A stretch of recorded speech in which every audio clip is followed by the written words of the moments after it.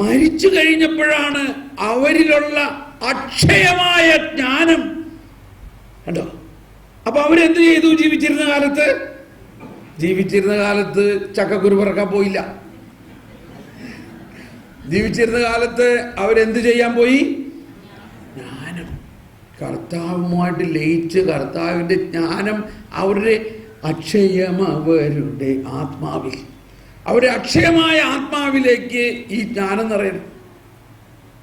അതാണ് പൗലോസ് ശ്ലീഹ പറയുന്ന ഒരു വലിയ സിദ്ധാന്തം.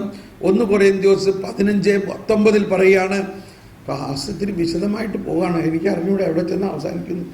ഞാനിന്ന് ഉച്ചയാകുമ്പോഴേക്കും ജ്ഞാനം കംപ്ലീറ്റ് ആക്കി അടുത്ത ടോപ്പിക്കിലേക്ക് പോകാമെന്ന് വിചാരിച്ചിട്ട് ഇതിനെക്കുറിച്ചാണ് വിശദമാകുന്നത്. ക്ഷമിക്കണം കേട്ടോ, കുഴപ്പമൊന്നുമില്ലല്ലോ.